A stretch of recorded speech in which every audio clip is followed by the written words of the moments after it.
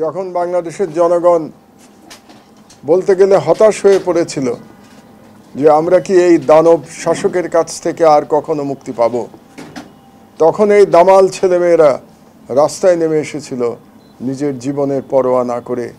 মৃত্যুকে আলিঙ্গন করেছে শুধুমাত্র দেশপ্রেমের কারণে, শুধুমাত্র মানুষের প্রতি মমত্ববোধ ভালোবাসার কারণে। দেশ এবং জাতিকে মুক্ত করবার জন্যে তারা জীবন দিয়ে গেছে অকাতরে, এবং একটি নতুন ইতিহাস তারা রচনা করেছে যে একটি জালিম শাসক যতই শক্তিশালী হোক না কেন, যত দীর্ঘ সময় সে ক্ষমতায় থাকুক না কেন, যদি একটি দেশের তরুণ সমাজ প্রাণ ভয় উপেক্ষা করে রাস্তায় নেমে আসতে পারে শুধুমাত্র দেশকে মুক্ত করবার জন্যে, জনগণকে মুক্ত করবার জন্যে, তাহলে সেই জালিম শাসকের পক্ষে টিকে থাকা সম্ভব হয় না।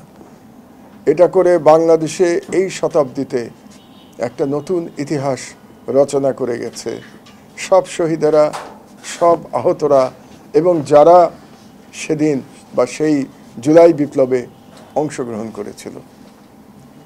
আমি আজকে এসেছি আমার কৃতজ্ঞতা বোধ থেকে, সেই বাচ্চাদের প্রতি আমার কৃতজ্ঞতা জানানোর জন্য আমি আজকে এসেছি। শাইনি চুলে এখন হবে সব হেয়ার স্টাইল। সিল্কোর দ্বিগুণ শাইনি চুল প্রতিদিন।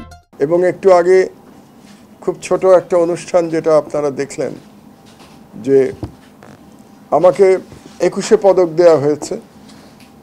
আমি হয়তো তার যোগ্য ছিলাম না, কিন্তু সেই পদকের সাথে যে সম্মানী দেওয়া হয়েছে সেই সম্মানীটুকু আমি এই শহীদ পরিবার এবং আহতদের, তাদের জন্য আমার খুব ক্ষুদ্র উপহার হিসেবে আমি দিতে এসেছি আজকে।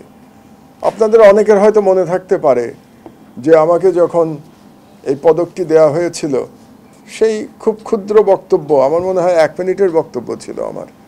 সেই বক্তব্যে আমি বলেছিলাম যে আমার এই পদক আমি এই জুলাই বিপ্লবের শহীদ এবং এই বিপ্লবীদের প্রতি উৎসর্গ করলাম।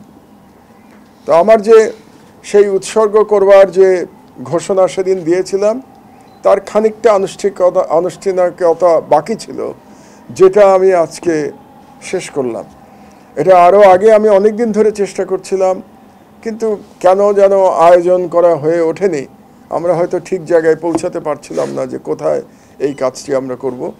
অবশেষে আজকে এই কাজটি করতে পেরে আমি নিজেকে ধন্যবোধ করছি, এবং এক ধরনের অপরাধবোধও আমার কাজ করছে যে এই ফাউন্ডেশনে আসতে আমি এতটা সময় লাগিয়ে দিলাম। আরও আগে আমার আসা উচিত ছিল। এই জন্যে আমি যারা শহীদ পরিবারের যারা আছেন এখানে, তাদের কাছে আমি ক্ষমা প্রার্থী।